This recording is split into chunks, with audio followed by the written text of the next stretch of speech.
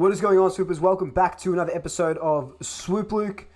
We're going to be previewing the Kangaroos game. It's going to be a little bit different, so let's just jump straight into it.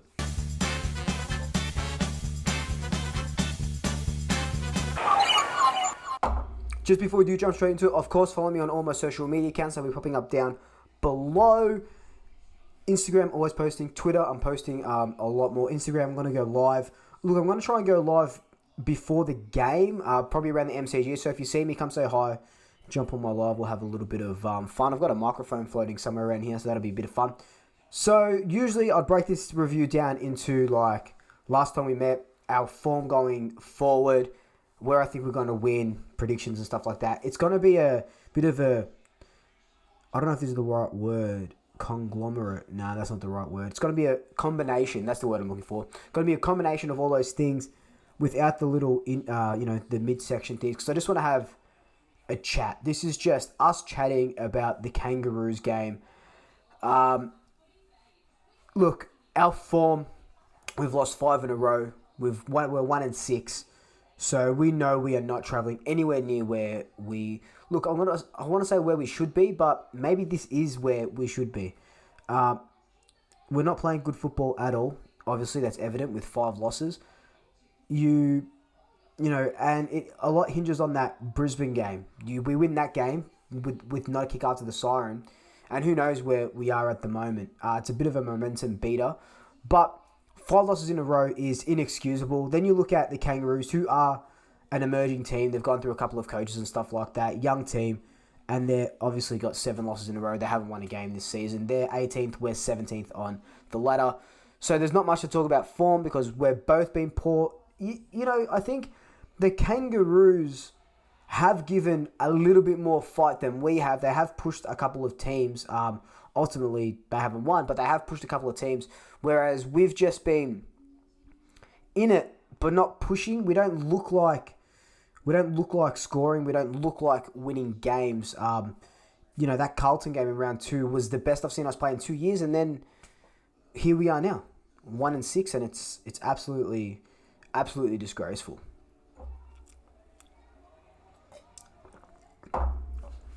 Look, there's a lot of talk, where this game's going to be won, where this game's going to be lost, and every single week we do say Grundy. We do say Grundy in the ruck, tapping, the midfielders, not the connection, mids to forwards. And I know I sound like a broken record, and I know you guys are probably sick of hearing it, but that's exactly it. Football is so simple, right? It's so simple. You hit a teammate with a handball with a kick, you get it to a forward, or you kick a goal from 50, and you kick a goal, right? From the center, if everything goes your way, it could take 15 seconds to kick a goal, okay? So that's if everything goes your way. If you get a clean hit out, you get a clean clearance, and your forwards are on fire and stuff like that. We tend to overcomplicate it a lot. Look, I think I've used this analogy before, but there was a point, because I watch a lot of the Premier League, and there was a point with Manchester City who's the team that I follow, where they would try and walk the ball into the net. And what they mean by that is, instead of trying to shoot from outside the box or shoot when they've got a clear opening, they would try and, have one, two or three more passes to kind of get as close as they can to the goals for them to just tap it in. And most of the time, obviously, it doesn't work out. So I use that analogy because Collingwood, they do love a handball. We're playing faster footy than we have been in the last few years, and I do like fast footy. But what that means is that, one, if your forwards aren't setting up right, the fast footy doesn't work, okay? Clearly, if you fast footy, you're going to bomb it in, forwards aren't doing their job, doesn't work. On the flip side of that, fast footy means lots of handballs, and our skills have been abhorrent of the last few weeks. Lots of turnovers, lots of dropped handballs, lots of dropped marks and stuff like that. So you can't blame the forwards for not kicking goals when you can't get the ball cleanly into the forward line.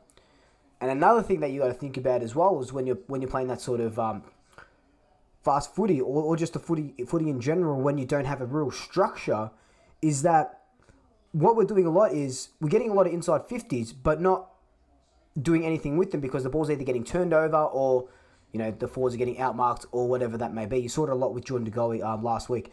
So what happens there is we get the ball, we panic, and we bomb it in.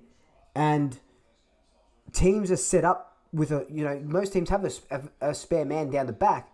So when we try and get that counter, if the ball going into the 50 isn't clean and we bomb it long in the hopes, 8 times out of 10, we end up turning it over. And you saw that a lot last week. You're seeing that a lot in a couple of weeks. So, Luke, why are you saying this? So this is the bit where it's just, where the games are won and lost and key areas and stuff like that. We've got to play simple footy. I think there's I don't know if I just made this acronym up right now. It's KISS. Keep it simple, stupid. Keep it super simple. Keep it simple. You know what I mean? Just keep it simple. That's what we got to do, and we don't need that one or two more handballs. And look, what I was just saying, it is a double-edged sword. You can have those one or two handballs, create a turnover, they go back, they counter-attack. Or you take those 2 handballs away, you bomb it long, and it goes into a 50-50. That might be your best option. And I know I said that's a bit of our downfall, but that's only our downfall when we're under pressure, not when we're sitting back. When we're sitting back, and Pendlebury's got it in his hands, and he can give a handball up, but then he goes, nah, wait a second, let me reset, bang, he hits the target. That's what I mean. So we when we tend to give those quick fire handballs, it's to someone that is about to get tackled anyway. So we really do have to keep it simple against the Kangaroos, and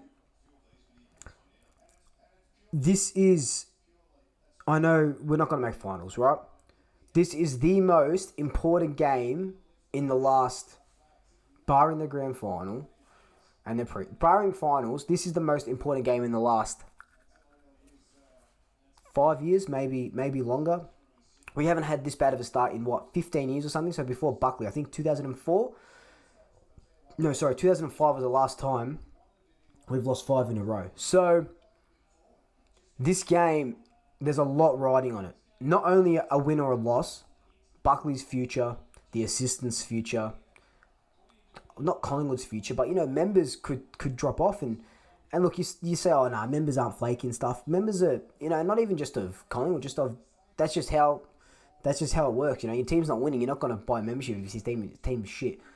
I'm not saying everyone's not going to buy membership. That's just a generalization. You know what I mean? It's over dramatization as well. But we lose to the Kangaroos. We don't go 18th because unless they beat us by 200 points, their percentage is really shit ass. But there's a couple of ways this can go, right?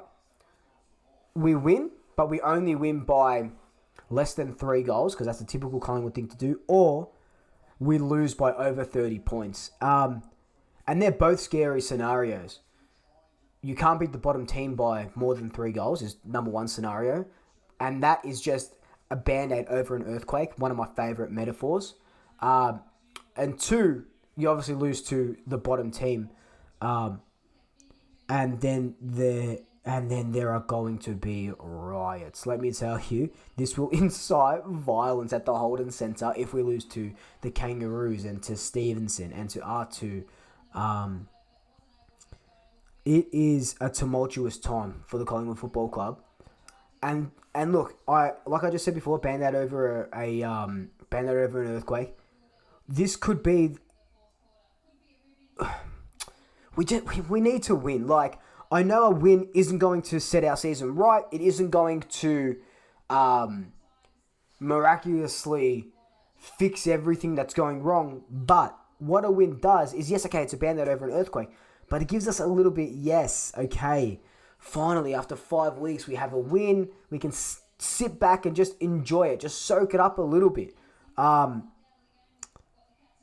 couple of positives are already going into the game. Darcy Moore is starting back. And look, I loved Darcy Moore forward. I fucking loved Darcy Moore playing forward, right? At first, I hated it. Like, just like all of you. I'm like, no, centre half back, all Australian, blah, blah, blah, blah. But I love Darcy Moore up forward. just no one can fucking kick it into the forward line. So he doesn't help there, right? And Nathan Buckley isn't a good game day coach. He didn't stop him back hard enough. We lose a couple of games because of it. Now he's back at centre half back, intercept marking. And what's good about Darcy as well is not only is he a good defender and a great intercept marker and stuff like that, he's a rebound player. So he'll take the game on, he'll play on, and he'll set up that next kick going into the attacking half of the ground. So he's that link-up player as well. Darcy Moore down back. There's been a couple of changes as well. Finlay McRae comes out, gets a run in the twos. Young kid, big deal. That's fine. He'll come back. Ollie Henry comes back in after getting dropped after round 1. Kicked 3 goals in the VFL. Bunch of possessions as well. The best player last week. You reward good VFL performances. If all goes well, you probably see the Great Barrier come in the week after against, I think we have Sydney next week. And Callum Brown gets dropped and Tyler Brown comes in. So, young kids, we want the young kids. Yes, that's good. That's great. We're in it to win it. Oh, I know that sounds stupid, but this is, like I said, one of the most important games of the home and away season Collingwood has faced in at least 15 years. Staring down that fucking barrel. You don't want to lose this at all. This is the one game you don't want to lose. And it is going to be, I don't think it'll be a walk in the park. I don't think we're going to win by 40, 50, 60, 70 points. I think we'll win by 8 points. I think it's going to be heart-wrenching. It's going to hurt. And I hope I get proven wrong. And we are able to just go, nice. 40 points. How good is this? Not having to worry if we're going to win or lose. Just winning by 40 points, beautiful. I don't think it's going to be that easy. I want it to be. I don't think it will be. Look, the thing with Collingwood is we could be 18th on the ladder and every team will play us like it's their grand final. That's just the joys of being the Collingwood Football Club and the greatest team in the land, or the biggest team in the land.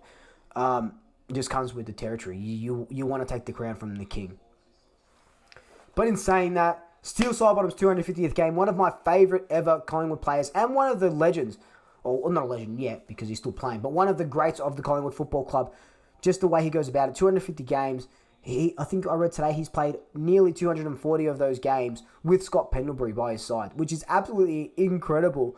The smiling assassin, the way he goes about it, he dropped off a little bit this season, but he is so good, and he's been so good to the Collingwood Football Club since 2000. I think he started in 2009, I want to say, because obviously 2010 he was part of that premiership side. And I absolutely love the way Steele goes about it. Always has a smile on his face. One of the greats. Anyway, I'm sorry this format is a little bit different. I just wanted to have a conversation. This is all it is. Just a couple of mates having a conversation. But anyway, leave your thoughts down below. Let me know how you think this game is going to go, and we'll revisit it next week. But in the meantime, like, comment, subscribe, tell your family, tell your friends, tell your pets, and until next time, double shackers. But anyway, let's just jump straight into this review. Ooh la la.